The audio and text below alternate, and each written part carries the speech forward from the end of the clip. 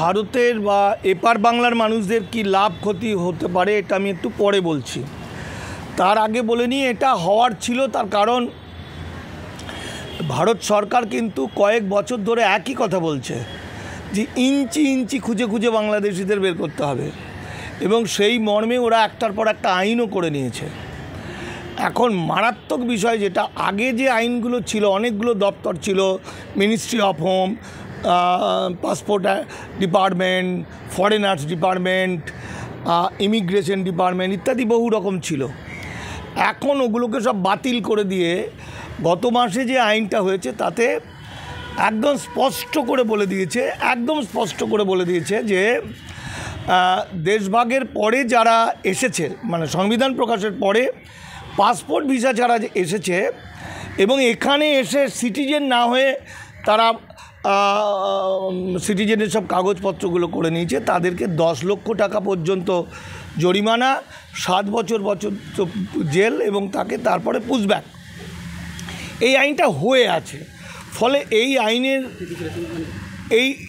আইনের হাত থেকে বাঁচা খুবই কঠিন, কারণ এতই ভয়ঙ্করভাবে আইনটাকে প্রয়োগ করার আইন তৈরি হয়েছে, যেখানে পাড়াতে থাকলে পরে বলছে কাউকে বলে দিতে হবে। এমনকি যে গাড়িতে করে আসবে এরকম একটা মানুষ বা এসেছে তাকেও 5 লাখ টাকা দিতে হবে। এমনকি যে এদের ভোটার কার্ড পাওয়ার ক্ষেত্রে বা আধার কার্ড পাওয়ার ক্ষেত্রে সই করেছে বা পাসপোর্ট পাওয়ার ক্ষেত্রে, সেখানেও তারও জেল 5 বছর ইত্যাদি ইত্যাদি এরকমভাবে আইনটা হচ্ছে। সুতরাং এটা হওয়ার ছিল, আমরা জানি যে এটা যে কোনো দিন হবে। এখন যেটা হলো, গতকালকে মানে 19 তারিখ, 19শে মে যে সার্কুলার মিনিস্ট্রি অফ হোম দিল, সেটা বলছে সারা ভারতবর্ষে প্রতিটি জেলায়, ভারতবর্ষের প্রত্যেকটা রাজ্যের প্রত্যেকটা জেলায় একটা করে ইউনিট তৈরি করা হচ্ছে, যাদের কাজ হচ্ছে চিহ্নিত করা বাংলাদেশি এবং মায়ানমারের রোহিঙ্গা, চিহ্নিত করা, তারপরে তাদেরকে পানিশমেন্ট দেওয়া, পানিশমেন্ট হিসাবে তাদেরকে ডিপোর্ট করা, মানে পুশব্যাক করা।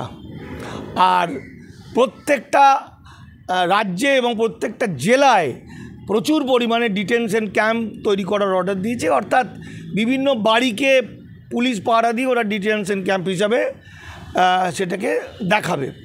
এখন ঘটনা হচ্ছে যে এই যে সার্কুলার, এই সার্কুলারের মধ্যে কোথাও কিন্তু আমরা হিন্দুদের ছাড় দেওয়ার এরকম প্রভিশন নেই, যেটা হিন্দুরা ভুল বুঝছে। এখানে বলা হচ্ছে বাংলাদেশি। আমরা যখনই মানুষ শব্দটা ব্যবহার করব, যে 4টে মানুষ এসছে কোনো একটা জায়গায়, তাহলে মানুষ বলতে হিন্দু, মুসলমান, জৈন, খ্রিস্টান, মানুষ বলতে ছেলে মেয়ে সবাই বোঝায়। এরা চালাকিটা যেটা করেছে, সেটা মেনলি বাংলাদেশ থেকে আসা, কিছুদিন আগে বাংলাদেশ থেকে আসা বা কয়েক বছর আগে আসা হিন্দু উদ্বাস্তুদের নিয়ে তাদের হাতে অস্ত্র ধরিয়ে দিয়ে, তাদের মাথায় গেরুয়া ফেটি পরিয়ে দিয়ে, তাদের কণ্ঠে জয় শ্রীরাম বলিয়ে তাদেরকে দিয়ে কাজটা করলো। এখন তাদেরকেই ধরার কাজটা চলছে। আপনারা জানেন, দিলীপ ঘোষ বছর 2 আগে নাকি বছর 3 সিএ আইন আসার আগে বলেছিলেন 2 কোটি অবৈধ বাংলাদেশি এখানে আছে, মানে মুসলমান এখানে আছে। আজকে কিন্তু সে তার মুসলমান শব্দটা পাল্টে দিয়েছে।